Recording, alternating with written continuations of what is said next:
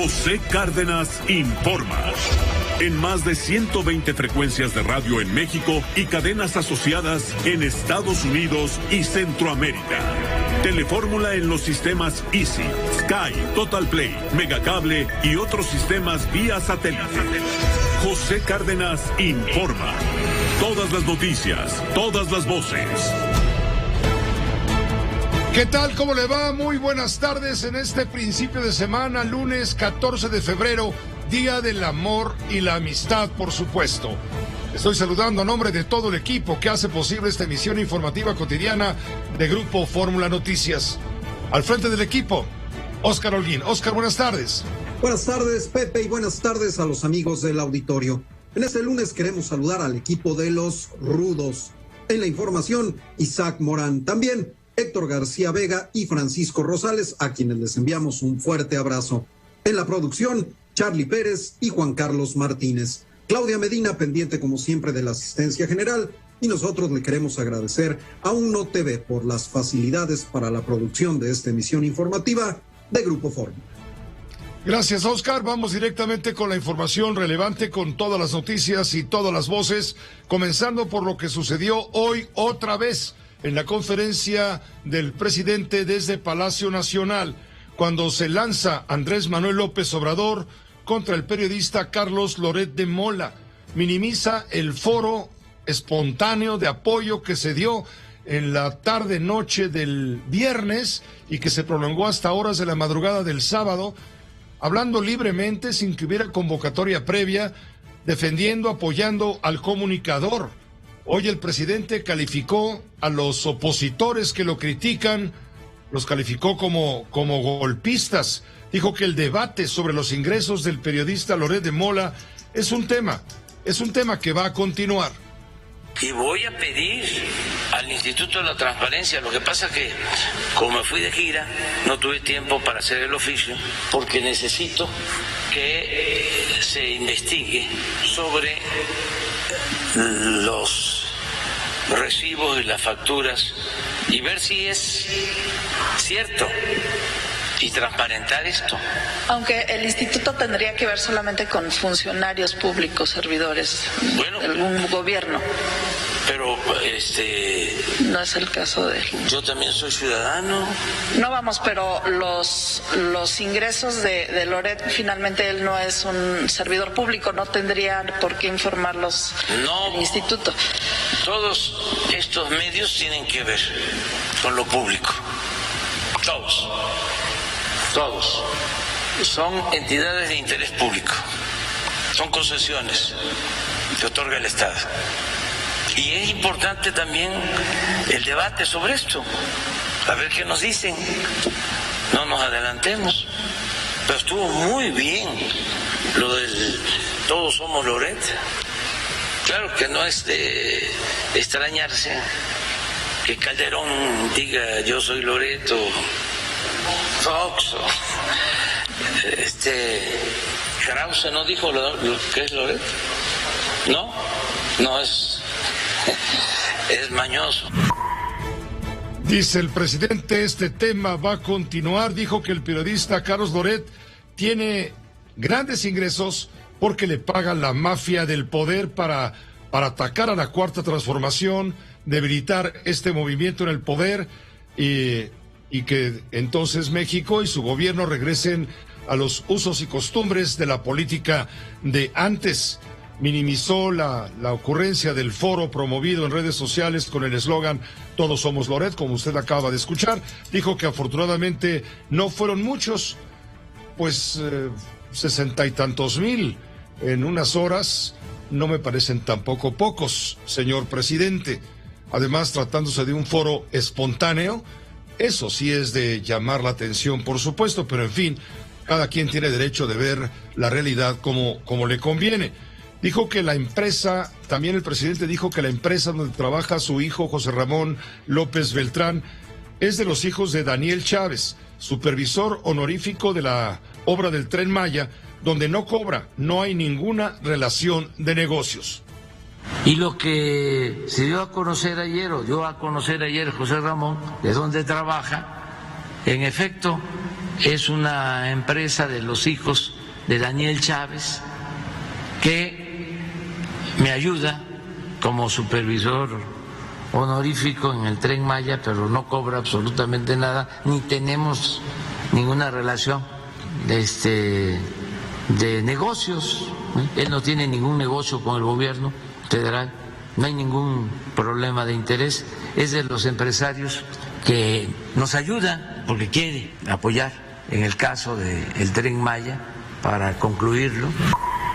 Fue lo que dijo el presidente sobre el empresario que es padre de Erika y de Iván Chávez, de Grupo Vidanta. Bueno, el empresario es de Grupo Vidanta, Daniel Chávez, muy cercano al presidente en sus afectos, por lo que se entiende, y también vinculado al Tren Maya, así sea de manera honoraria. Todo esto despierta, por supuesto, le digo suspicacias, todo parece muy sospechoso. Y bueno, pues sabemos muy bien que lo que parece, pues suele ser. José Ramón López Beltrán y su esposa negaron cualquier conflicto de interés. El domingo, a través de un comunicado breve, a través de las redes sociales, José Ramón López Beltrán dijo que trabaja desde 2020 como asesor legal de desarrollo y construcción para Key Partners, una empresa privada de Houston. Dijo que es un ciudadano privado que no tiene injerencia alguna en el gobierno de su padre, ni que sus ingresos provienen al 100% de su trabajo en Houston con Key Partners.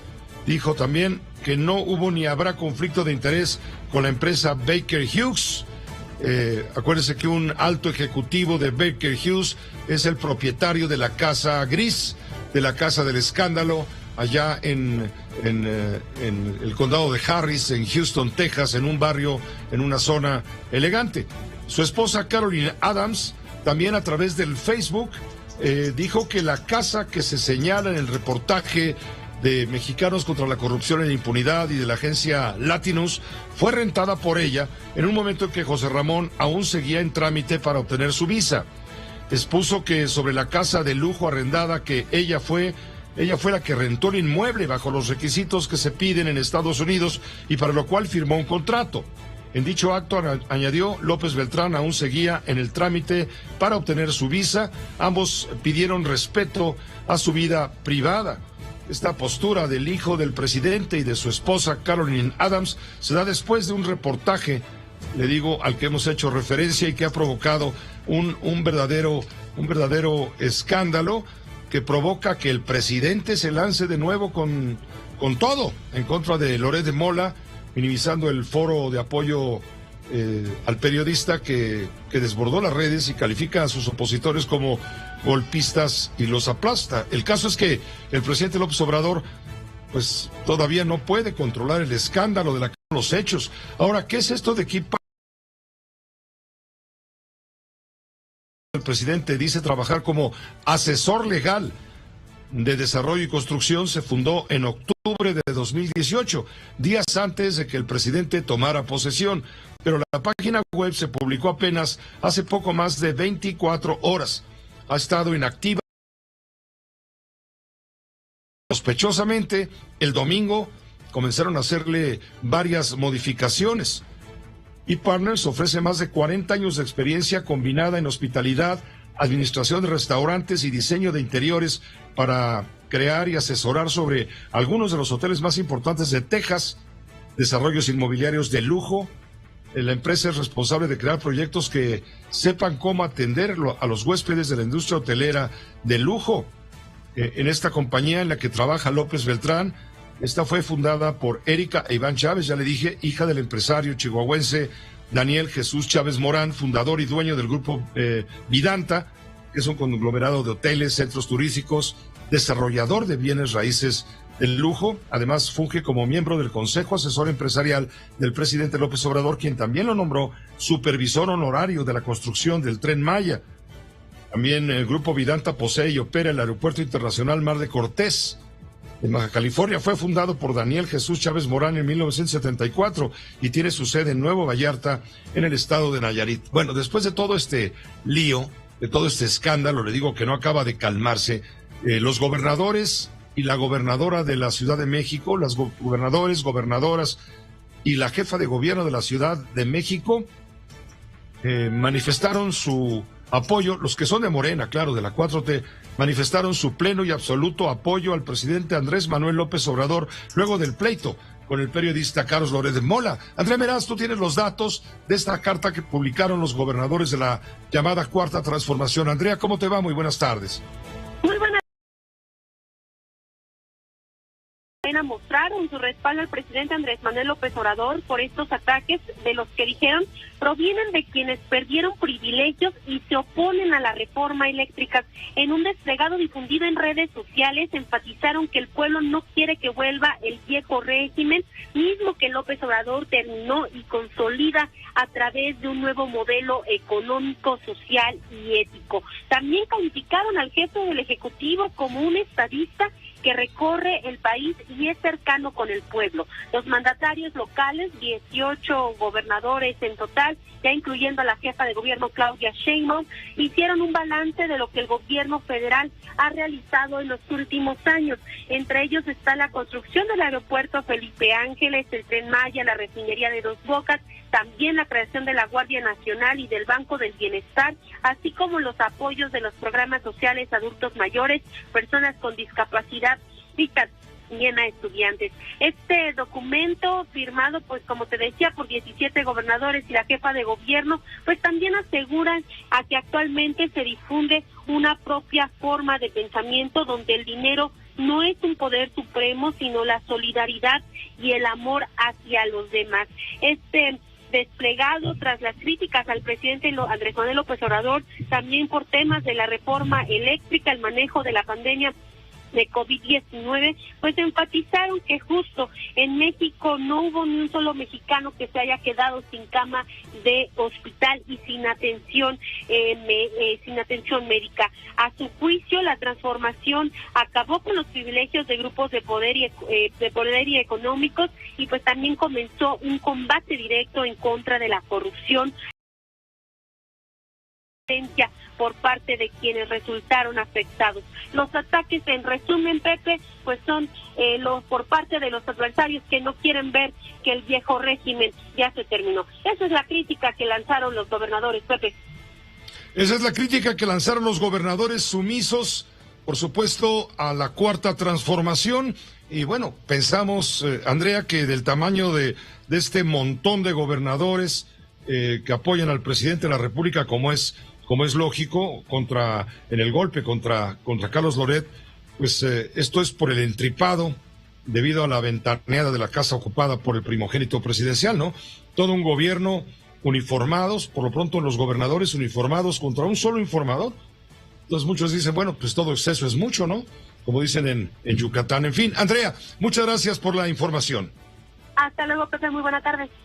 Gracias, muy buena tarde. ¿Tenemos el contacto con Israel Aldave todavía? Sí, ahí está para comunicarnos o comentarnos que el PAN en el Senado acusó al hijo del presidente de mentir y señaló que hay conflicto de intereses. Eso es lo que se dijo hoy por parte de los panistas en el Senado. Claro, son panistas de oposición a Morena, que pesan menos, que pesan poco, pero tienen voz. Sin duda, Israel, ¿cómo te va? Buena tarde. Así es, Pepe, ¿qué tal? Gracias, muy buenas tardes. Y fue a través de la vicecoordinadora del PAN en la Cámara Alta, Kenia López, donde se acusó, Pepe, como tú lo señalabas, que José Ramón López Beltrán, el hijo mayor del presidente Andrés Manuel López Obrador, está envuelto en un conflicto de interés por la llamada Casa Gris. Y lo acusan, Pepe, de mentiras, revelar que trabaja para una empresa en los Estados Unidos con 40 años de experiencia, cuando esta apenas se creó en el 2018 y cuya adquisición del dominio en Internet data del 2019. La panista Pepe afirmó que la empresa Key Partners, propiedad de los hijos del empresario Daniel Chávez, asesor honorífico del Tren Maya, se hizo al vapor para beneficiar a la familia del presidente Andrés Manuel López Obrador. Además, Pepe, también la legisladora panista criticó que el gobierno tardara 17 días en construir una narrativa solamente para desvirtuar los señalamientos en torno a la Casa Gris, esta residencia que habitó el primogénito del mandatario mexicano en Houston, Texas.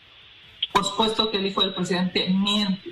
claramente hay un conflicto de intereses, claramente es una persona políticamente expuesta, es el hijo del presidente de los mexicanos, que no puede ser empleado de ninguna empresa que forme parte de este gobierno. Lo dijeron que iban a ser distintos. No hay diferencia entre la Casa Blanca y la Casa Gris. Lo que tienen que reconocer es que son unos corruptos. El hijo del presidente no puede ir por la vida teniendo contratos, teniendo relación con los contratistas de este gobierno. Es evidente que hay tráfico de influencias. Lo que debe hacer el hijo del presidente es reconocer que lo que está haciendo está mal. Y lo que debe de hacer el presidente, evidentemente, es hacer una investigación y detener esa corrupción en su casa. Ahí vemos lo que dice la legisladora de Acción Nacional. Por otra parte, también por parte de la oposición, el líder de los senadores del PRI, Miguel Ángel Osorio Chong, recomendó Pepe al presidente Andrés Manuel López Obrador pedir la opinión de la Consejería Jurídica de la Presidencia para que se le haga saber que, de acuerdo a la ley, solamente los funcionarios públicos son los que están obligados a dar a conocer su declaración patrimonial y no los particulares, como es el caso de los periodistas. El exsecretario de Gobernación, Pepe, dijo que hacer pública la información privada de las personas está fuera del marco de la ley. Sí, creo que sería muy importante de la propia Consejería Jurídica se le pueda acercar información al respecto de qué es lo que se puede hacer público y qué es lo que no se puede hacer público. Los sujetos obligados somos servidores públicos, somos los que tenemos una responsabilidad que viene del propio erario federal. Los privados no, pueden dedicar a lo que quieran, pues no están obligados y por supuesto no se debe utilizar la información que tiene el gobierno en su haber para hacerla pública. Está fuera de lugar, al margen de la ley, y creo que es muy importante que se le informe debidamente al presidente. Hay desde las reacciones en la Cámara Alta respecto a este escándalo conocido como el de la Casa Gris. Pepe, el reporte. Claro que sí, por supuesto. Gracias por la información, Israel Aldave. En un momento más estaremos en contacto con el periodista Carlos Marín, colaborador en este espacio de noticias de Fórmula. Él es columnista en el periódico Milenio Diario, y él hoy escribe una columna muy interesante que va a compartir con usted y con nosotros aquí en este espacio de Fórmula, porque él es muy puntual respecto a las violaciones legales cometidas por el presidente de la República al dar a conocer la información de los ingresos del periodista Carlos Loret de Mola. En un momento, con todo esto, seguiremos informando. No se vaya, por favor. Mucho a Roy Campos, presidente de Consulta Mitofsky, el aceptar esta invitación para comentar con usted cómo ha sido la semana pasada del presidente de la República, que estaremos de acuerdo, ha sido una muy mala semana, con un mal control de daños después del escándalo que estalla alrededor de la llamada Casa Gris, la casa que rentó, ocupó, en fin, el hijo del presidente, el primogénito, José Ramón López Beltrán, allá en Houston, Texas. Roy, muy agradecidos de antemano. ¿Cómo te va? Muy buenas tardes. Buenas tardes, Pepe, y sí, siempre un gusto hablar contigo, a tus órdenes. Gracias, Roy. Pues sí, ha sido una mala semana. ¿Por qué ha sido una mala semana para el presidente? Mira, te lo voy a poner así. ¿Cómo se clasifican malas buenas semanas? Baja o sube su popularidad. ¿Cuándo baja su popularidad? Normalmente, cuando los temas de conversación, no los temas incluso de la prensa, los temas de conversación no son los que él quiere y se le salen de control. Cuando hablas del grupo, del movimiento feminista, cuando hablas de la inseguridad, cuando hablas de problemas económicos, cada vez que se habla de lo que él no quiere que se hable, pierde popularidad. Y aquí ya lleva varias semanas, no digo nomás las después del reportaje, varias semanas en donde él no controla la agenda. Y las últimas 2 semanas, el tema de la investigación sobre la casa, ahora sí que la casa no sé cómo llamarle, gris o no sé cómo llamarle, la casa molesta porque los molesta, pues lo ha bajado. La última semana particularmente fueron, el miércoles saca el tema de España, no le funciona, al revés, genera negativos lo del tema de la pausa con España.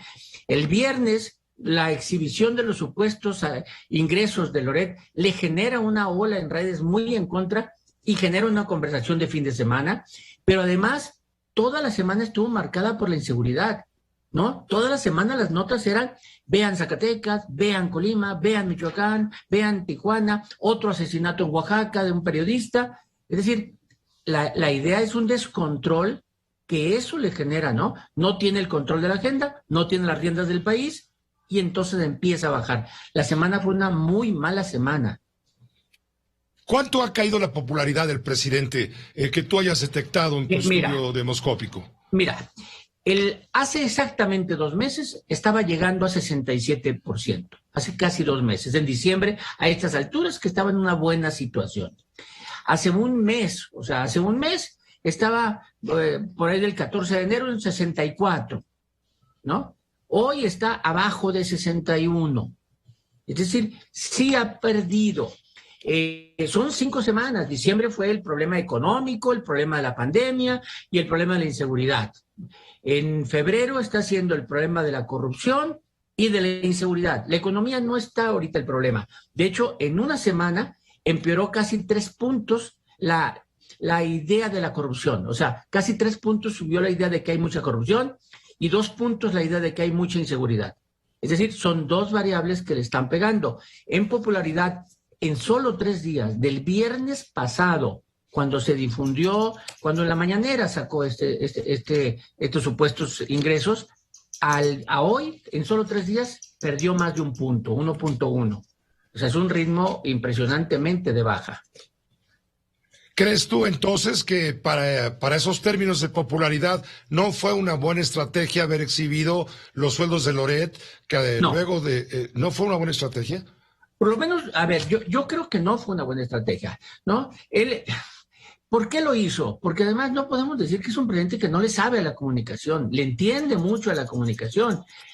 Tan es así que hoy no se raja y parece que hay una estrategia en ese sentido. Parece que la estrategia es centremos la atención en los ingresos de Loret y centremos entre todo aquel que nos ataca, es un golpista. Parece ser que la estrategia es, a final de cuentas, sacar de la atención la casa y meter la atención en quien lo critica. Bueno, parece ser porque hoy le siguió con ella, pero en principio no le funcionó bien, ¿no? Fueron mucho más los comentarios negativos que los positivos. No se está hablando del aeropuerto de Santa Lucía, no se está hablando de obras, no se está hablando de logros, sino se está hablando de problemas. Pues tiene capital político para reponerse.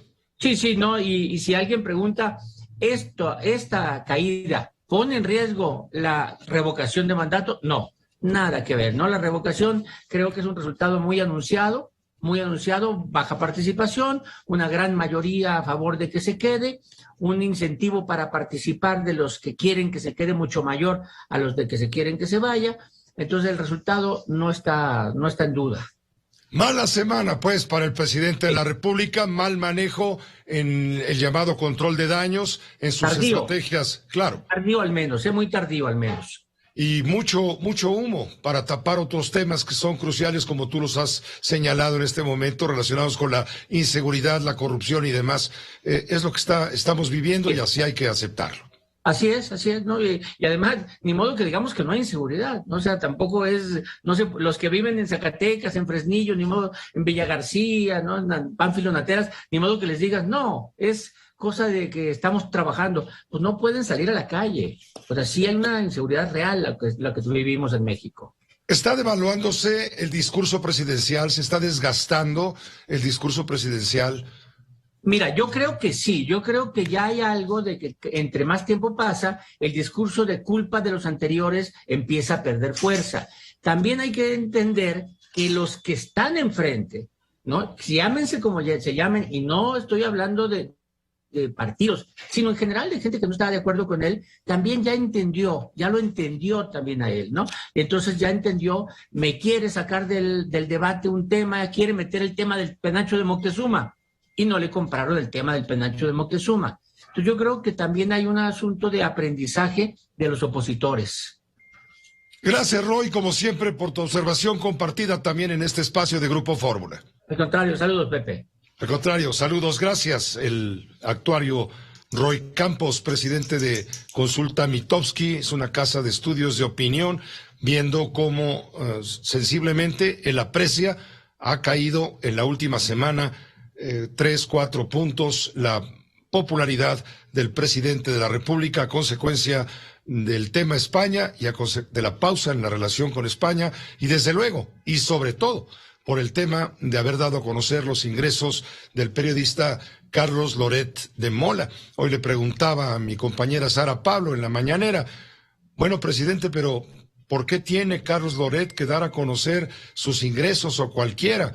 Dice, porque trabajan en empresas que son concesiones del Estado. Eso ya es buscarle mangas al chaleco, ya es buscar la contra por la contra.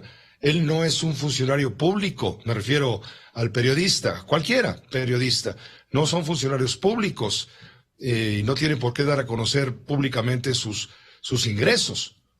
El presidente dice, no, ¿cómo no? Están trabajando en una concesión que es del Estado, que es del pueblo, y por lo tanto tienen una responsabilidad. Pues es una forma muy barroca, ¿no?, de ver las cosas, pero en fin, es lo que dice el presidente. Ya lo vamos a comentar. ¿Ya está Carlos Marín listo? Lo vamos a comentar con Carlos Marín en un momento, si me permite, después de una pausa breve. Antes le voy a decir a usted que el presidente anunció una sección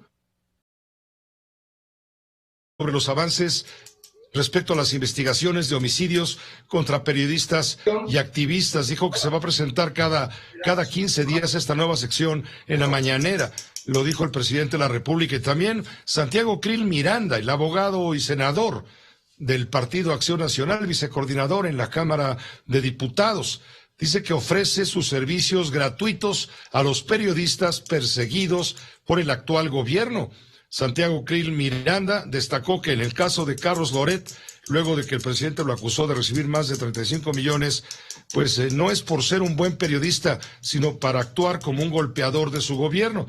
El político panista destacó que la divulgación de esta información de carácter personal es ilegal.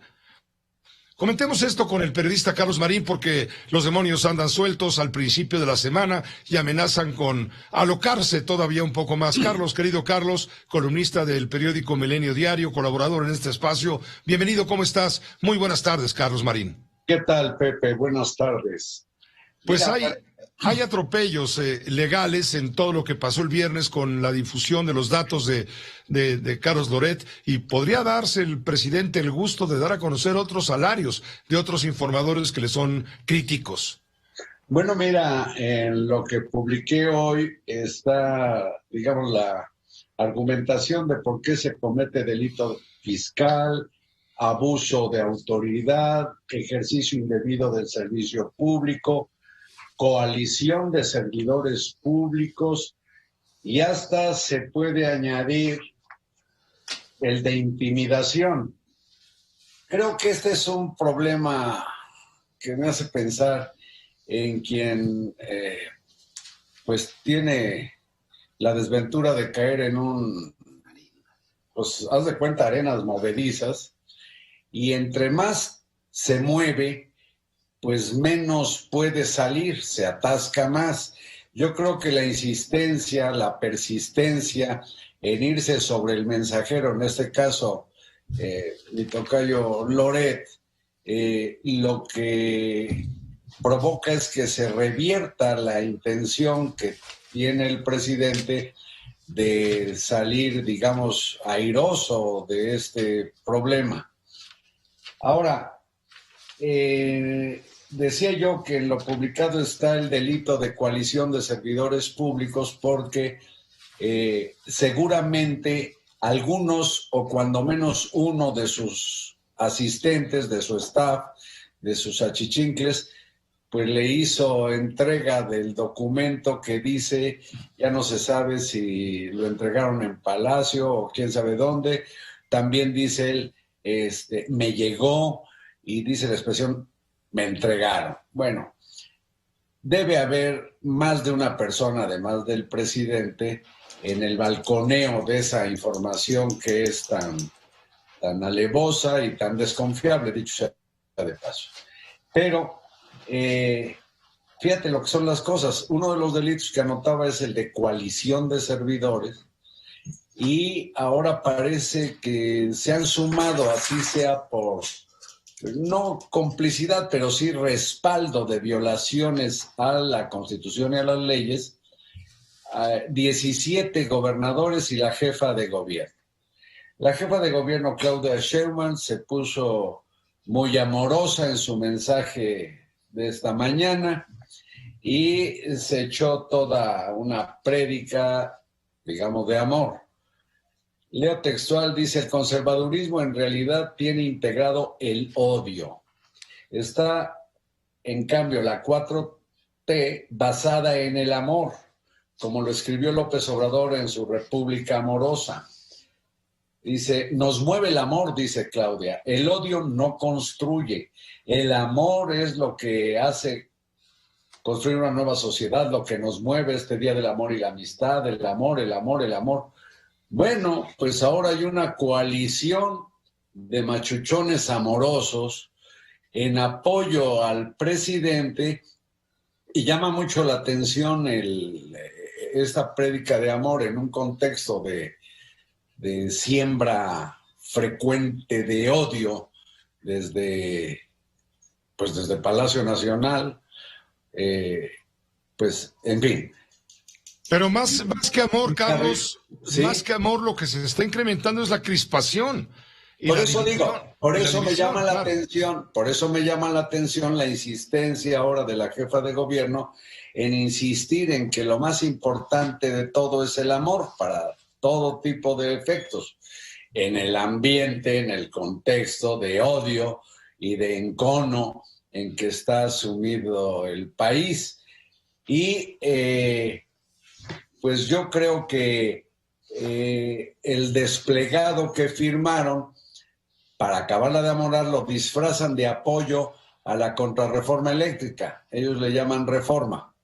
No, pues es evidente que el respaldo que suscribieron ayer es por la situación actual que está viviendo el presidente de la República y su familia, su hijo primogénito, y cometen además la imprudencia de violar las disposiciones legales porque estamos en veda electoral y en su desplegado reivindican la política social y las obras emblemáticas de la Cuarta Transformación. Pues eso está técnicamente prohibido, entiendo que de aquí a los primeros días de abril, de aquí a que se haga la revocación de mandato.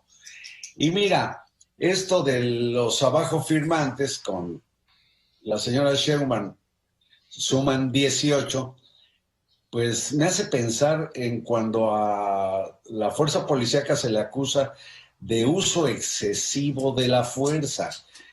Yo creo que López Obrador tiene tal arrastre, ya lo decía Roy Campos, tal popularidad pese a lo que se quiera pensar, que no requiere de abajofirmantes para nadar. Lo que sí me parece es que persistir él, por mucha estrategia que tenga, se supone que la hay en materia de salud, imagínate, por mucho que la tenga pensada, creo que combatir un derecho tan elemental como la libertad de información y opinión es una batalla destinada a la derrota. Gracias, Carlos. Gracias por tu comentario, desde luego. Sí llama la atención el alineamiento disciplinadísimo de los 18 representantes machuchones de la 4T, 17 gobernadores y la jefa de gobierno, como en los viejos tiempos, querido Carlos, los que tú y yo hemos vivido y hasta sufrido. Y quizás ahora con mayor desparpajo y pésimo, pues no sé, gusto para plantear las cosas, porque por ejemplo en el desplegado que estoy comentando de los 18 neoamorosos, así como hay neoporfiristas, pues son los neoamorosos, violan las disposiciones que les impiden hablar de programas de gobierno y de obras de gobierno, Pepe. Es decir, estamos viviendo días de flagrantes violaciones a la Constitución y a las leyes a la vista de todos. Nadie se puede llamar engañado. Y mientras Loret y Mexicanos contra la Corrupción puedan manejar datos, pues los calificativos de denostación no van a prosperar, y menos en tribunales si es que alguien se anima a entablar demandas por las violaciones de que hablaba al principio. Muchas gracias, Carlos. Gracias por este comentario. Gracias a ti, Pepe, y saludos a tu enorme audiencia. Buenas noches. Buenas noches, gracias, Carlos Marín. Los demonios andan sueltos. La Sociedad Interamericana de Prensa le hace un exhorto al presidente de la República para que suspenda de inmediato las prácticas dañinas contra periodistas en México. Jorge Canaguati condenó, él es el presidente de la CIP, condenó la actitud estigmatizante de descrédito y descalificaciones de parte del presidente López Obrador contra periodistas y medios. Es el presidente de la Comisión de Libertad de Prensa. Y también dice que el caso de Loret de Mola es un ejemplo de la postura vengativa del mandatario, quien usó información confidencial de datos fiscales para atacar al periodista. Vamos a una pausa muy breve. Vamos a comentarle qué fue lo que pasó en Oaxaca la tarde-noche del sábado, cuando llegaron vándalos de la sección 22 de la Coordinadora Nacional de Trabajadores de la Educación y destrozaron el área donde iba a celebrarse el banquete de la boda de la maestra Elba Ester Gordillo, eterna líder del Magisterio Nacional en sus mejores tiempos, quien estuvo en prisión prácticamente todo el sexenio pasado, enemiga mortal de Enrique Peña Nieto. En fin, vamos a comentar todo esto, que también es noticia, después de una pausa. Pues le informo que maestros de Oaxaca, habrá que ver de dónde son, pero todo indica que pertenecen a la Coordinadora de Trabajadores de la Educación, vandalizaron la boda de la maestra Elba Ester Gordillo, la ex lideresa del Sindicato Nacional de Trabajadores de la Educación. La maestra Elba Ester Gordillo se casó el sábado en Oaxaca, en la iglesia de Santo Domingo, en un jardín al lado, y se casó con el abogado Luis Antonio Lagunas, el abogado que la sacó de la cárcel después de haber estado prácticamente todo el sexenio de Enrique Peña Nieto tras las rejas.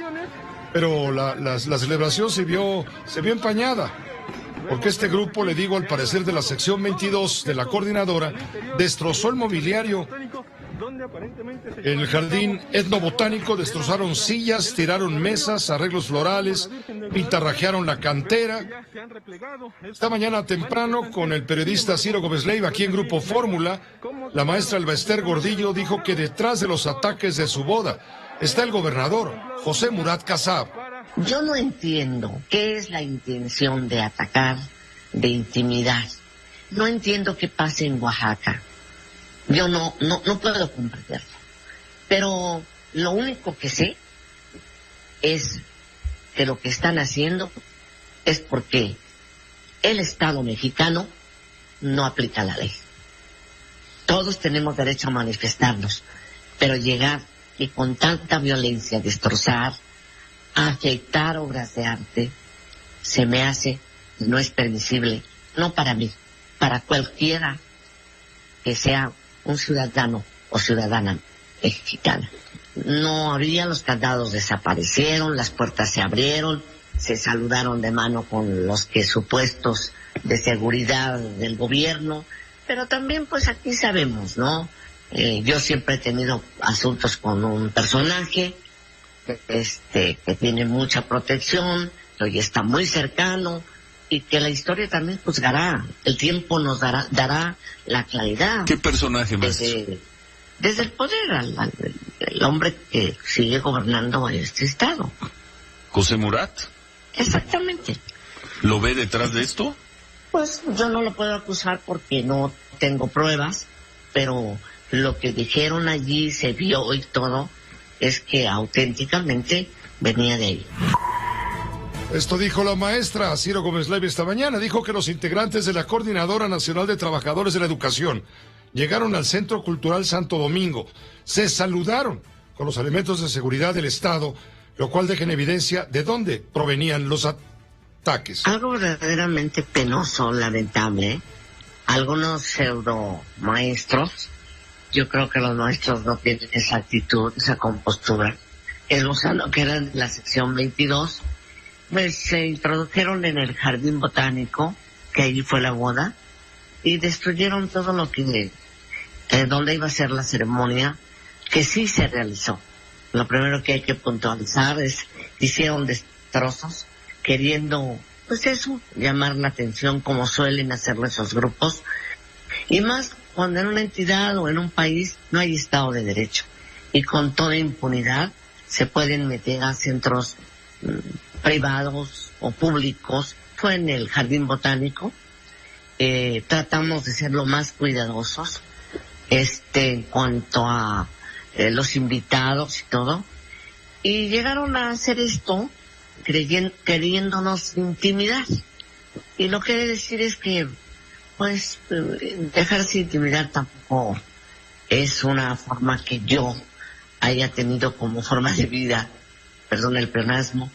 Y se realizó la boda, una boda muy, muy alegre, muy amorosa, muy convencida, muy llena de calor humano, muy alegre, y finalmente nos casamos. Pero lo curioso es que el día viernes nos casamos frente a la iglesia de San Agustín por lo civil, sí, a media calle, menos de media calle, casi contra esquina, con el edificio de la sección 22. Y no pasó nada, absolutamente nada. No se trataba de provocar, de nada, absolutamente. Es muy penoso lo que está pasando en nuestro país. La maestra Gordillo anunció su regreso a la vida pública y política del país. Le dijo a Ciro, genio y figura hasta la sepultura. Ahorita quiero disfrutar esto. Quiero disfrutarlo plenamente. No fue una decisión muy fácil. Sí la pensé mucho, la pensamos mucho. Y voy a regresar, pero pues al final, genio y figura hasta la sepultura. Hay compromisos, ¿no? La estaremos. Hay maneras de ser. Y pues hay libertad, y esa se ejerce. No sé qué haga, trataré de tener una muy buena atención al esposo, soy así muy chistoso, pero muy lindo, tener un buen matrimonio. Dijo también finalmente que como miles de mexicanos tuvo la ilusión y creyó en los cambios con este gobierno, pero no supieron cómo hacerlo.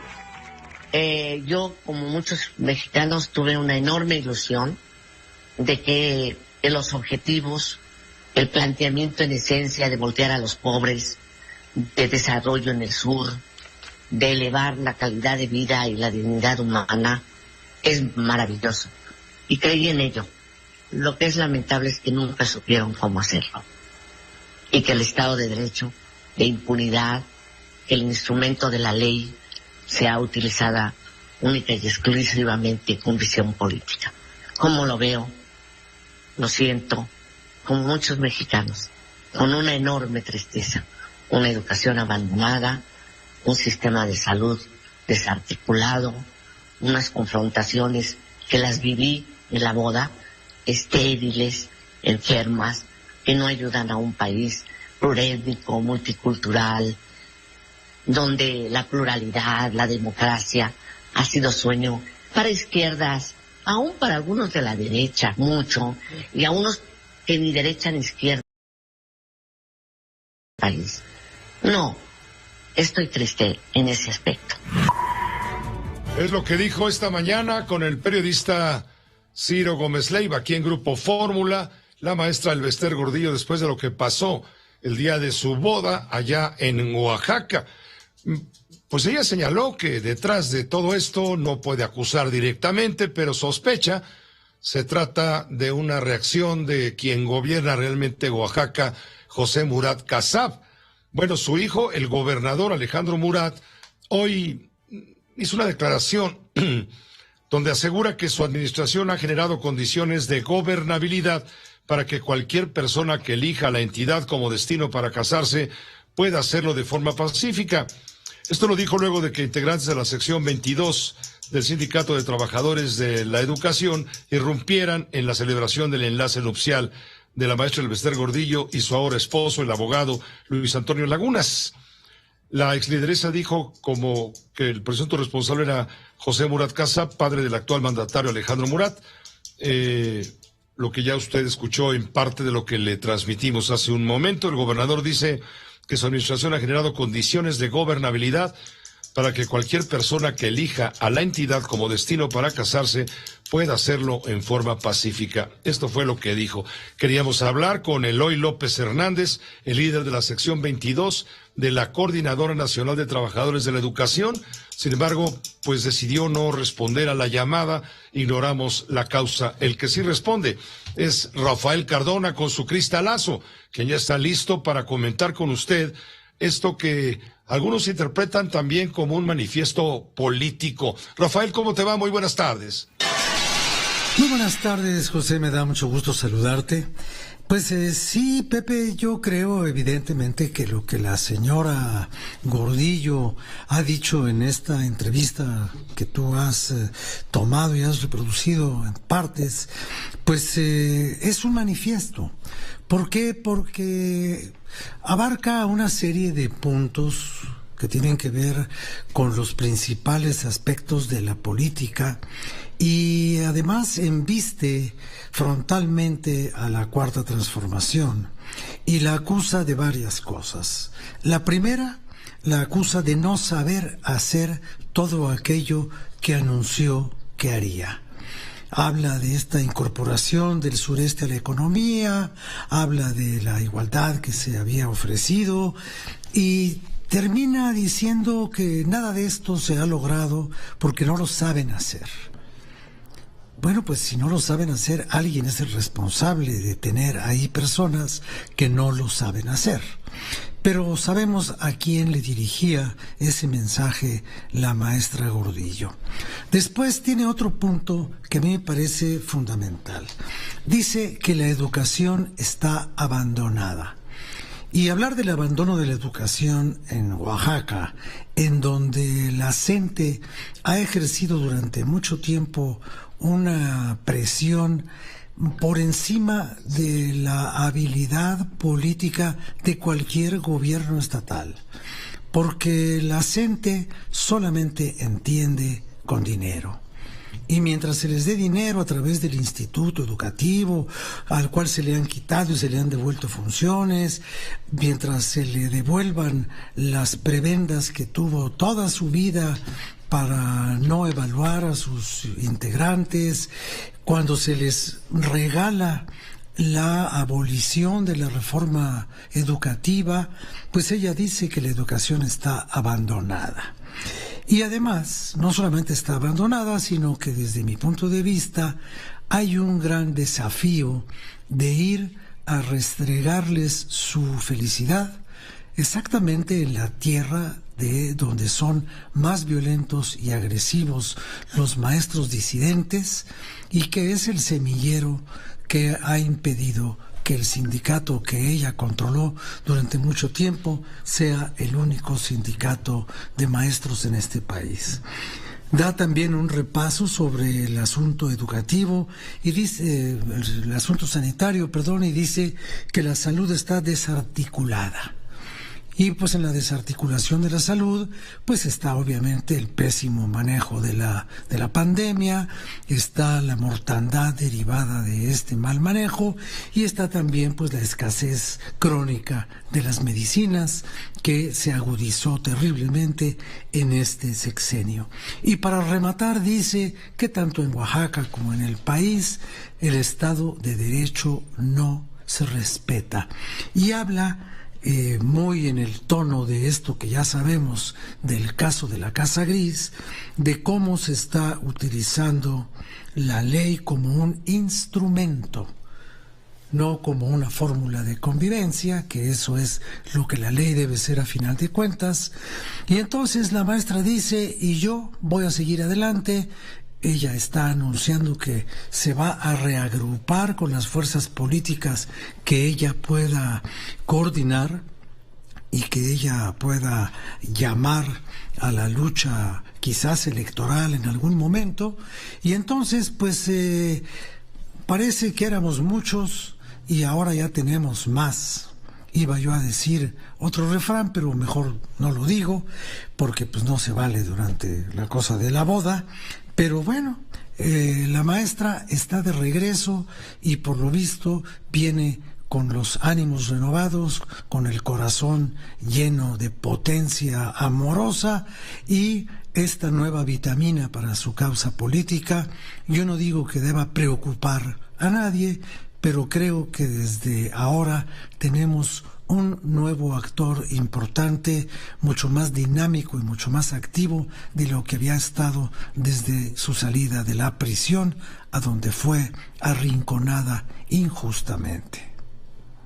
Gracias por tu comentario, Rafael, que te vaya muy bien. Gracias, Pepe, muy buenas noches. Gracias, buenas noches. Ya tenemos el sonido de lo que dijo Alejandro Murat, el gobernador del estado de Oaxaca, sobre lo que pasó el sábado. Esto fue lo que dijo, tal cual. Mira, esos son eventos privados, cada quien tiene que asumir la responsabilidad que le toca. Lo que nosotros hicimos fue generar condiciones para que todas las personas que quieran llevar a cabo sus bodas lo puedan hacer en Oaxaca de manera pacífica. Lamentablemente se dieron estos incidentes que son que tienen que ver con el magisterio y la relación histórica que ha tenido la maestra con ellos. Esto dijo el gobernador de Oaxaca, Alejandro Murat. Teníamos pendiente preguntarle entonces al líder de la sección 22 de la coordinadora, que ha sido señalada como la ejecutora material de los destrozos para impedir o protestar o manifestarse por la boda de la maestra Elvester. Pues teníamos aquí anotado, preguntarles, bueno, ¿por qué vandalizaron la boda de la maestra? ¿Por qué le llaman asesina? ¿Qué les debe la maestra Elvester? Oaxaca evidentemente es un pueblo que seguramente no olvida. ¿Qué opinan del regreso de la maestra Elvester a la política? ¿Seguirán protestando contra Elvester? ¿O nada más fue flamazo nocturno para tiznarle el mantel de la boda? Vamos a una pausa breve, volvemos enseguida. La situación en Ucrania cada vez, cada día, cada hora se complica más.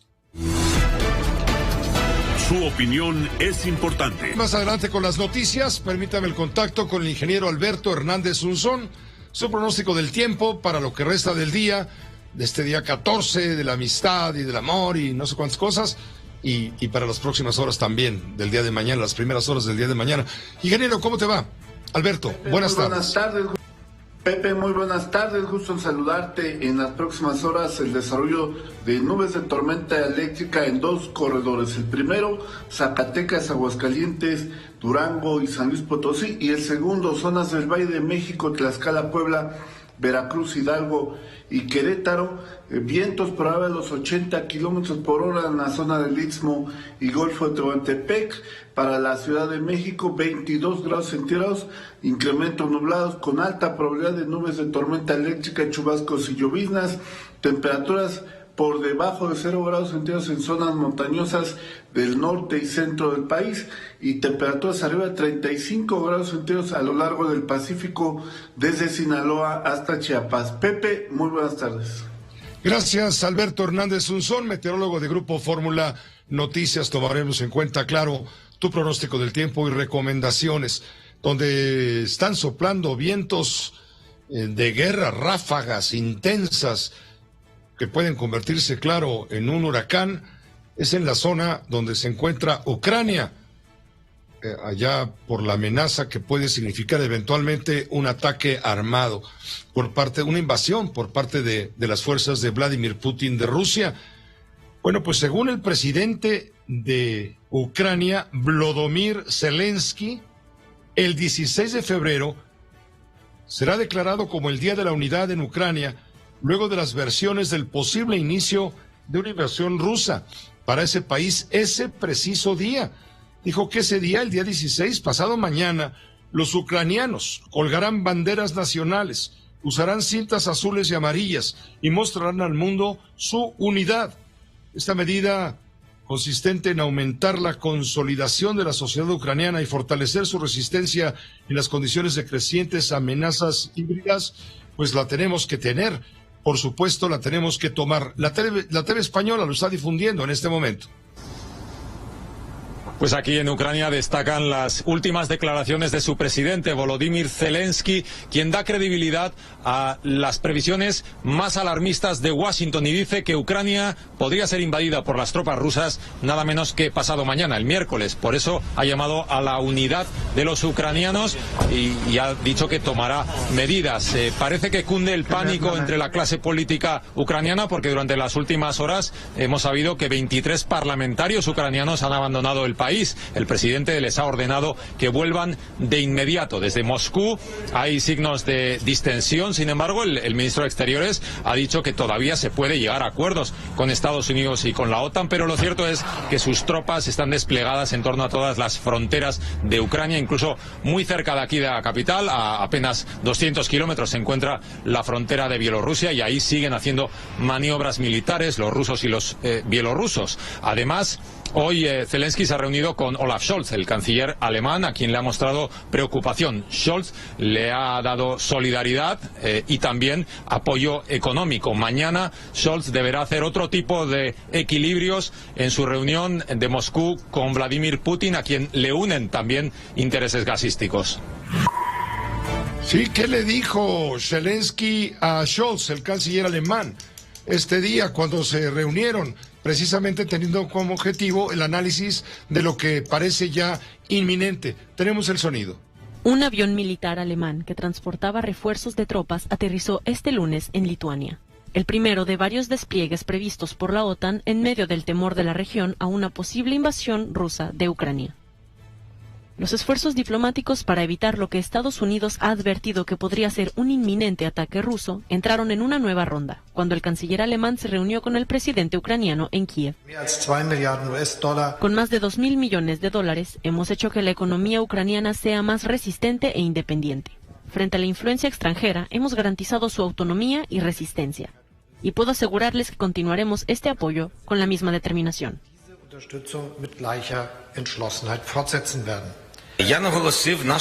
Insisto en que nuestra posición sigue siendo la misma. Consideramos el Nord Stream 2 únicamente a través del prisma de las amenazas energéticas y de seguridad para nosotros y la región. Entendemos claramente que se trata de un arma geopolítica. Por eso Ucrania necesita garantías de seguridad energética. Bueno, de acuerdo con el decreto que dio a conocer el presidente Zelensky de Ucrania, el próximo miércoles, en todos los domicilios particulares y los edificios de instituciones de gobierno y oficiales, se va a cantar el himno del país a las 10 de la mañana y se izarán las banderas, la bandera nacional. A las representaciones diplomáticas extranjeras se les encomienda llevar a cabo actividades destinadas a apoyar la unidad del pueblo de Ucrania. Entre tanto, Estados Unidos asegura que Rusia desplegó ya más tropas en las fronteras con Ucrania, lo decía la nota anterior, sobre todo en torno a Bielorrusia, pero también Crimea. Judith Martín, de La Voz de América. Y altos funcionarios expresaron su preocupación ante las recientes maniobras militares rusas en la vecina y aliada República Soviética de Bielorrusia. El asesor de Seguridad Nacional Jake Sullivan dijo en entrevista con la cadena CNN en el programa Estado de la Unión: la forma en la que han construido sus fuerzas y la forma en la que han maniobrado las cosas hace que una gran acción militar sea una clara posibilidad muy pronto. Y continuamos preparados para seguir trabajando en la diplomacia, pero también estamos prevenidos para responder de manera unida y decisiva con nuestros aliados y socios si Rusia decide continuar.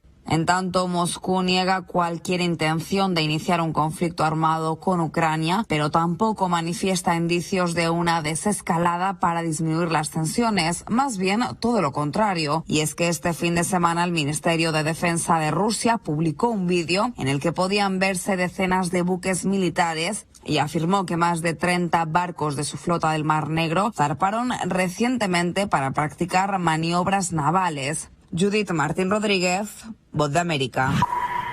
Y entre tanto, ¿qué se dice del lado ruso? Moscú asegura que las posibilidades de solucionar la crisis con Ucrania mediante el diálogo no se han agotado. Hay una posibilidad. La crisis ucraniana puede resolverse por la vía diplomática. Es lo que le ha dicho el ministro ruso de Exteriores, Sergei Lavrov, al presidente Vladimir Putin durante la reunión que han mantenido este lunes en Moscú. Advertimos del peligro de las conversaciones interminables para resolver cuestiones que deben ser resueltas hoy, pero aún así, como jefe del Ministerio de Asuntos Exteriores, debo decir que siempre hay una posibilidad. También se ha reunido con Vladimir Putin su ministro de Defensa, Sergei Shoigu, quien le ha comunicado que los ejercicios militares conjuntos en Bielorrusia están llegando a su fin. Unas maniobras junto a la frontera con Ucrania que han disparado todas las alarmas en Occidente. Oficialmente concluirán el próximo domingo, 20 de febrero. El presidente bielorruso Alexander Lukashenko ha afirmado que solo a partir de entonces se retirarán las tropas rusas de su territorio, en una fecha que decidirá junto a su homólogo ruso, Vladimir Putin. Esta es la situación en aquella zona del mundo donde soplan vientos de guerra. Una pausa breve, volvemos. Informa todas las noticias, todas las voces. Ricardo Anaya fue candidato del Partido Acción Nacional a la presidencia de la República. Tenía hoy una audiencia programada para las 9 de la mañana en el Reclusorio Norte para responder por las acusaciones que pesan en su contra. La Fiscalía General de la República está acusando a Anaya de haber recibido sobornos para aprobar la reforma energética en tiempos de Enrique Peña Nieto cuando era legislador. Él ha negado rotundamente que en las fechas que señalan como el momento en el que él recibió dinero, él ya no era diputado federal. En fin, pues no se presentó a la audiencia de este lunes en el Reclusorio Norte y entonces el juez autoriza a la Fiscalía General de la República para que proceda conforme considere para garantizar la presencia de Anaya en la próxima audiencia. Es decir, que si puede detenerlo, lo haga y lo lleve pues de las orejas. En pocas palabras, Juan Antonio Jiménez, claro que no está en México, Anaya está fuera del país. Adelante, Juan Antonio Jiménez, muy buenas noches. Bueno, en un momento vamos a estar con Juan Antonio Jiménez. El presidente de la República exige que se aplique con todo el peso de la ley pues el rigor necesario en el caso de Ricardo Anaya. Todas estas barbaridades cometidas durante el periodo neoliberal llegaron a dar dinero a los diputados para que aprobaran la llamada reforma energética. Repartieron dinero, repartirle dinero a legisladores para votar. Pues eso es de lo que acusa el anterior director de Pemex al señor Anaya, del PAN. Vamos a ver en qué termina la investigación. El caso es que al no haberse presentado hoy, la Fiscalía General de la República tiene la puerta abierta para solicitar la orden de aprehensión contra Ricardo Anaya. El juez le negó a la defensa del político más tiempo, pues aseguraba no sabía el motivo por el cual no se había presentado. No hemos podido establecer contacto con Ricardo Anaya, no sabemos por qué no vino, dijo el abogado Eduardo Aguilar. Y el representante de la Fiscalía General de la República, Manuel Granados, consideró que el panista no tenía intenciones de comparecer, pese a estar debidamente notificado, por lo que se considera ha hecho caso omiso de los citatorios judiciales. La Fiscalía General de la República también señaló ante el juez que el excandidato no ha regresado al país desde que salió en julio del año pasado. Además, mostró documentos del Instituto Nacional de Migración para sustentar sus dichos. Ante la ausencia de Ricardo Anaya, el juez dio por derogada la audiencia de este lunes y señaló que quedará a la espera de lo que la Fiscalía General de la República determine, es decir, una probable orden de aprehensión. Antes de esto de la audiencia, Ricardo Anaya, desde el lugar donde se encuentra, publicó un nuevo video. Un nuevo video en donde hace acusaciones muy fuertes contra el gobierno. Como probablemente saben, hoy se llevó a cabo una audiencia a la que fueron los abogados y que se suspendió. Ahora, lo importante es que a estas alturas ya no hay duda de que Lozoya es un delincuente y un mentiroso, como yo lo expliqué desde un principio. O sea, por eso está en la cárcel. Y por eso la Fiscalía ya le pidió al juez una pena de 54 años de cárcel para Lozoya. Como lo he dicho, yo no me voy a dejar. Pero tampoco voy a cometer el error de caer en su juego y dedicarme a hablar horas y horas de la bola de mentiras de un tipo que ya está en la cárcel y que de hecho podría quedarse ahí más de 50 años por ratero y por mentiroso. Es lo que dijo Anaya concretamente sobre el caso de Emilio Lozoya, a quien la Fiscalía General de la República pues ya le presentó una acusación final y concluye que él y su familia recibieron sobornos de la empresa Odebrecht. También es otro asunto que traía Juan Antonio Jiménez, pero como no está Juan Antonio, vamos directamente con José Antonio Crespo, analista político y comentarista en este espacio. José Antonio, ¿cómo te va? Muy buenas noches. José Antonio Crespo, adelante, por favor. Sí, José Antonio, estamos al aire. Bueno, vamos a una pausa y regresamos en un momento con usted. Ya tenemos el contacto, ahora sí, todo en orden con Juan Antonio Jiménez. Juan Antonio, adelante, te escuchamos con tu informe. Vámonos, Pepe, gracias, buenas noches. Por quinta ocasión se suspendió la audiencia de imputación en contra del ex candidato presidencial Ricardo Anaya, debido a que no se presentó a la diligencia en el Centro de Justicia Penal ubicado en el Reclusorio Norte. Sin embargo, la Fiscalía General de la República no solicitó una orden de aprehensión en su contra. Luego de una audiencia que duró menos de media hora, el juez de control Marco Antonio Fuerte Tapia declaró injustificada la ausencia del panista y autorizó al FGR a proceder conforme considere para garantizar que acuda a la audiencia inicial. El impartidor de justicia le señaló que no había condiciones para que se lleve a cabo la audiencia de imputación y tampoco se pudo llevar a cabo la diligencia porque no se le puede formular así esta acusación. Sin embargo, el juzgador negó a la defensa de Anaya la petición de más tiempo para intentar justificar su ausencia. El juez Marco Antonio Fuerte Tapia también le advirtió a los abogados de Anaya que cualquier justificación para no asistir a la audiencia tendría que haberse presentado a más tardar este lunes antes de que ésta iniciara, y preguntó si la Fiscalía estimaba solicitar alguna cuestión, a lo que el Ministerio Público respondió que no. A la salida, el representante legal de Ricardo Anaya, Eduardo Aguilar, aseguró que una vez que concluyó la diligencia, no se decretó ninguna medida en contra del panista e insistió en que la acusación que le realizó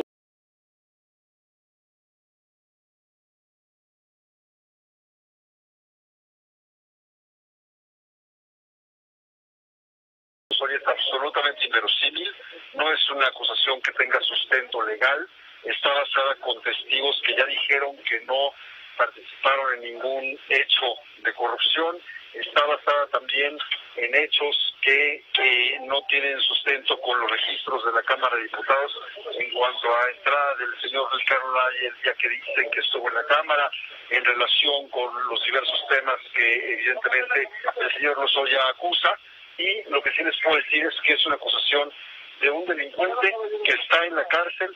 Cabe señalar que la audiencia inició con más de una hora de retraso, sin que se explicaran cuáles fueron las causas de ello. Además, hubo dificultades logísticas debido a que por el COVID no podría haber más de 4 personas en cada escritorio, y del lado de la Fiscalía, de la Unidad de Inteligencia Financiera y de la Cámara de Diputados eran un total de 8. Cabe destacar que habría la posibilidad de que más adelante la FGR solicitara una orden de aprehensión en contra de Ricardo Anaya, aunque hasta este momento, Pepe, no se ha confirmado. Y también lo que sí es un hecho es de que hoy no se dio a conocer ninguna fecha para que se lleve a cabo de nueva cuenta esta audiencia de imputación en contra de Ricardo Anaya. Así que, Pepe, pues no sabemos qué es lo que va a pasar entonces en el futuro en contra de este ex candidato a la presidencia del Blanquiazul. Pepe, el reporte.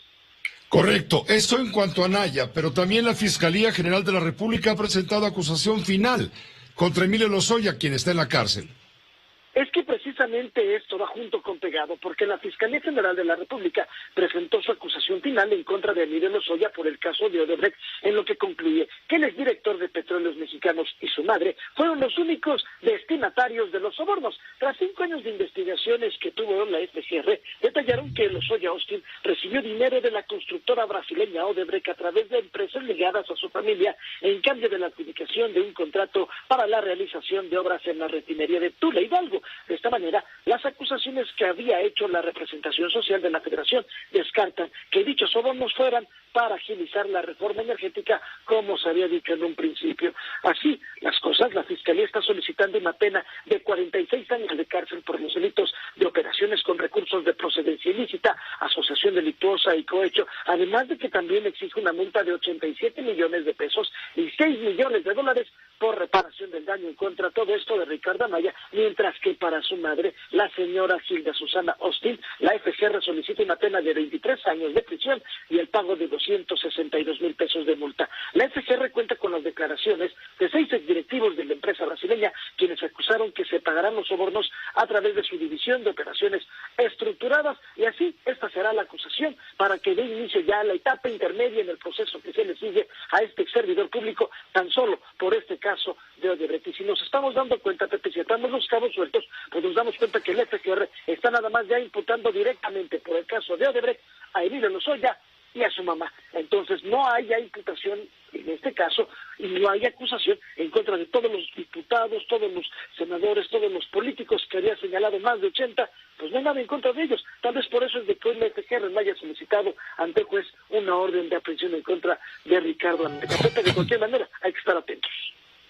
Por supuesto, de eso te encargas tú y también nosotros para comentarlo. Que te vaya muy bien, muy buenas noches. Gracias, Pepe, buenas noches.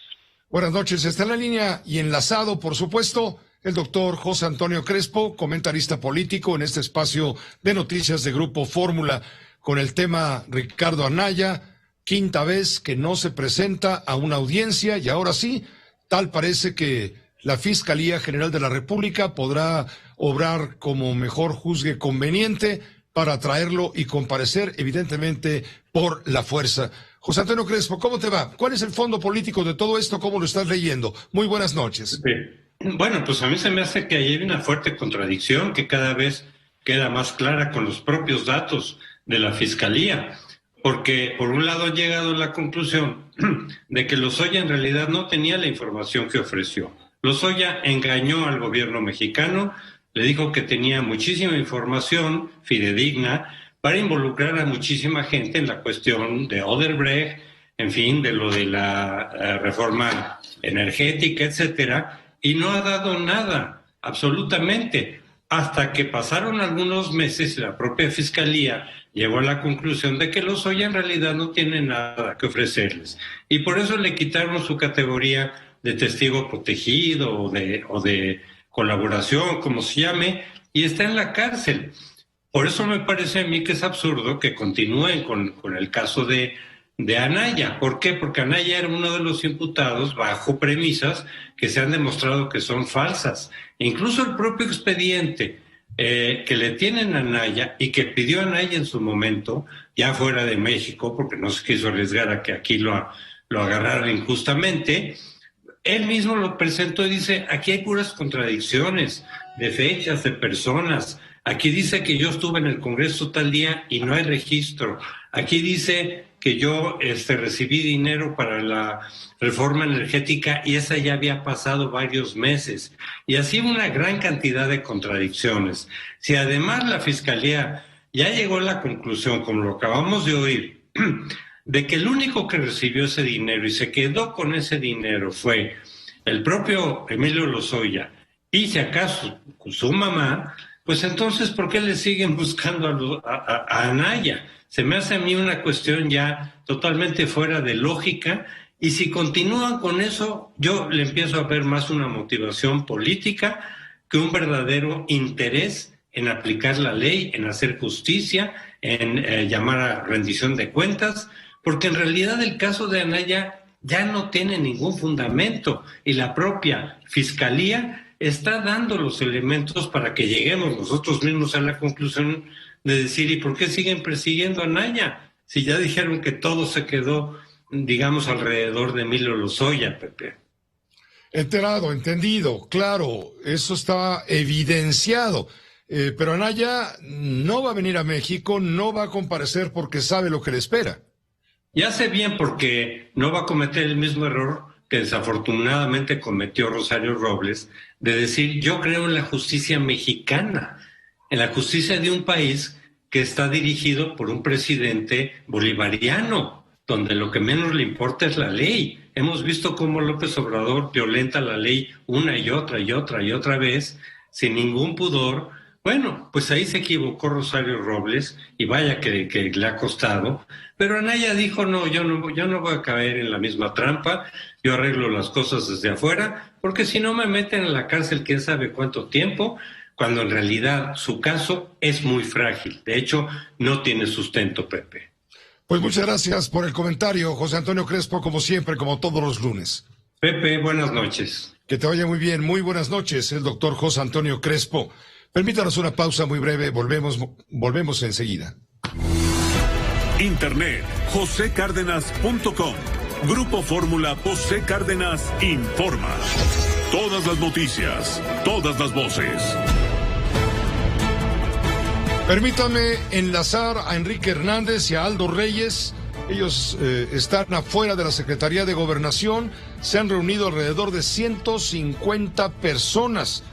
Por supuesto, están manifestándose en demanda de poner fin a la impunidad y a los asesinatos en contra de periodistas en México. Enrique, vamos al aire.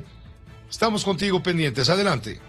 Gracias, Pepe. ¿Qué tal? Muy buenas noches. En efecto, aquí en la Secretaría de Gobernación se han reunido un grupo importante de periodistas, bueno, que están exigiendo el derecho a un trabajo digno, a la libertad de expresión y el derecho a la información y no a los privilegios de algunos cuantos. Es lo que están dando ahorita en este mensaje algunos de los periodistas que están en uso de la palabra. Están pidiendo también poner fin a la impunidad y también a los asesinatos.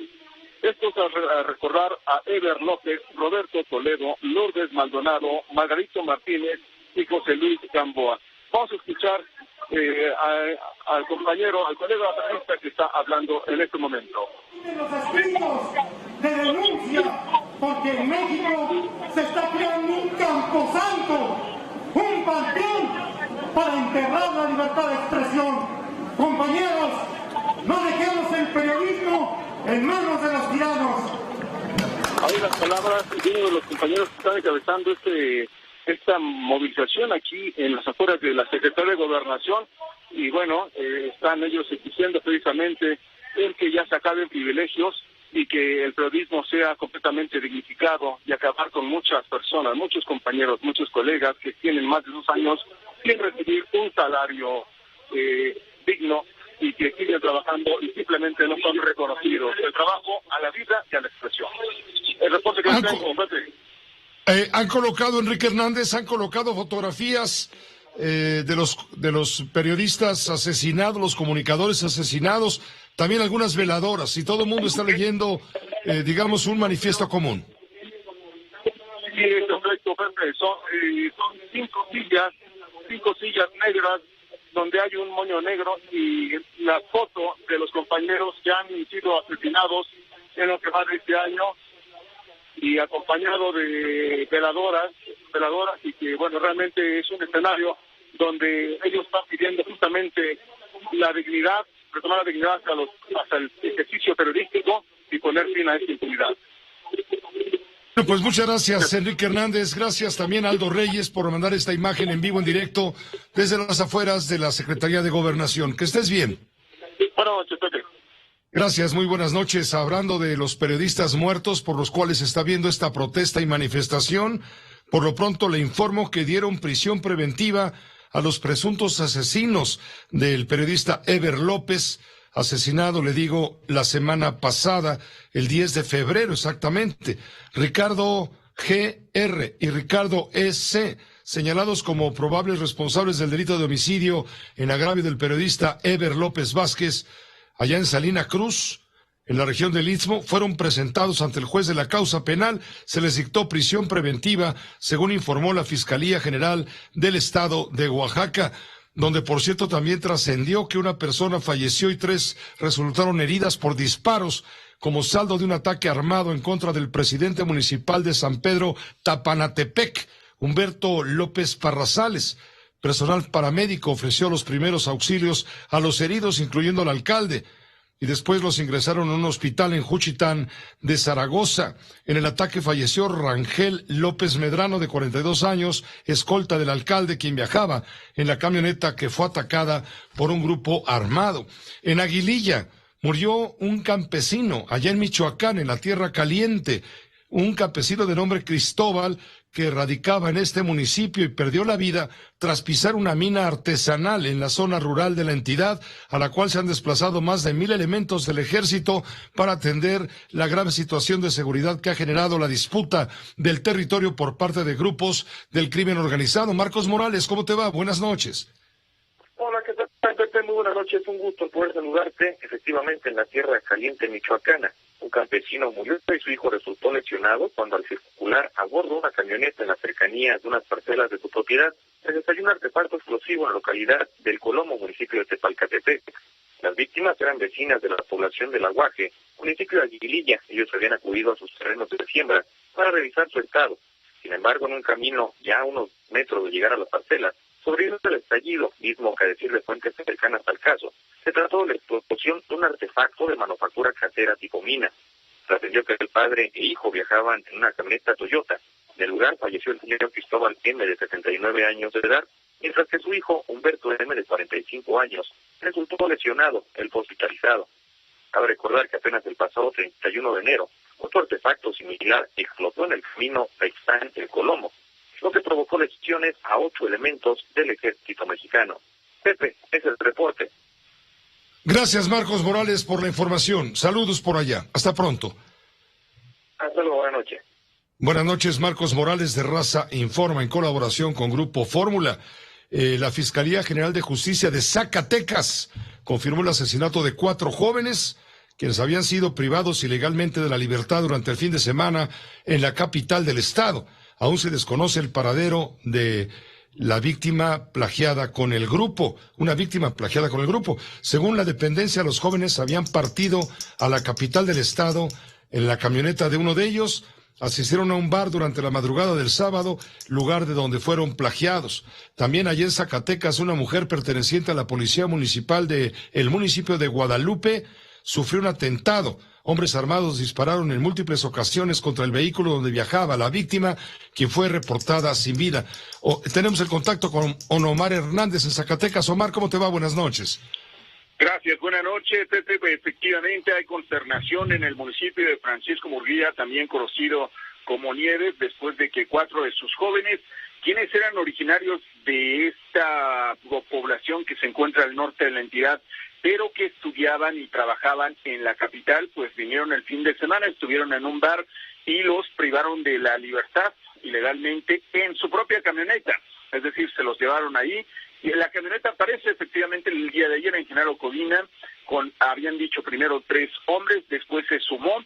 Ha sido una situación bastante extraña, Pepe, donde hoy ya apareció misteriosamente un cuarto cuerpo, que es el de una de las jovencitas, y se tiene la esperanza todavía de localizar a Valeria Landeros Calderón, de 24 años de edad, quien sería la 5ª víctima plagiada y quien aún no aparece. El gobierno del estado no ha señalado no ha dado postura sobre esta circunstancia que, ya te digo, mantiene pues todavía en la incertidumbre a la población zacatecana. Y efectivamente, como lo comentabas y adelantabas, una agente de la policía estatal fue asesinada este día en el municipio de Guadalupe. Los están, Pepe, literalmente cazando a los policías en sus jornadas de descanso. Van 14 elementos en 45 días de este 2022 asesinados en el estado de Zacatecas. Tampoco hay respuesta del gobierno del gobernador David Monreal. Los policías acusan de que no hay alguna política ni protección para los elementos fuera de las instalaciones. Pepe, el reporte. Completísimo. Omar, gracias, que te vaya bien. Muy buenas noches. Estamos al pendiente. Buenas noches. Omar, gracias. Igualmente, Omar Hernández de Fórmula Zacatecas. Una pausa breve, volvemos. Tenemos el contacto en este momento con mi compañero Oscar Zúñiga. Tiene la crónica de la conmemoración del 55 aniversario de la apertura a la firma del Tratado de Proscripción de Armas Nucleares en América Latina y el Caribe. México alza de nuevo la voz y pide frenar el tráfico de armas en América Latina. Oscar, ¿cómo te va? Buenas noches.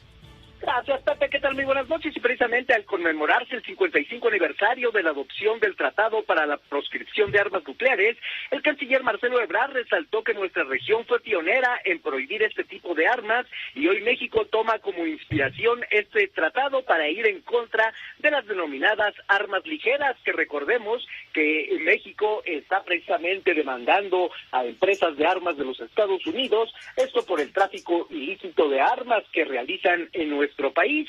Por su parte, el secretario general del Organismo para la Proscripción de Armas Nucleares en América Latina y el Caribe, Flavio Bonsanini, aseguró que este tratado de Tlatelolco es un hito histórico para la diplomacia de toda la región, por lo que se seguirá impulsando intensamente en los distintos países de América Latina y el Caribe, a fin de que todos y cada uno de ellos impulsen y sobre todo que apoyen a México en este tipo de acciones que realiza contra las empresas de armas de los Estados Unidos. Cabe señalar, Pepe, que en este evento participaron funcionarios de los 33 Estados miembros del Organismo para la Prescripción de Armas Nucleares, comprometiéndose a mantener la paz y estabilidad en toda la región y seguir siendo un referente a nivel mundial.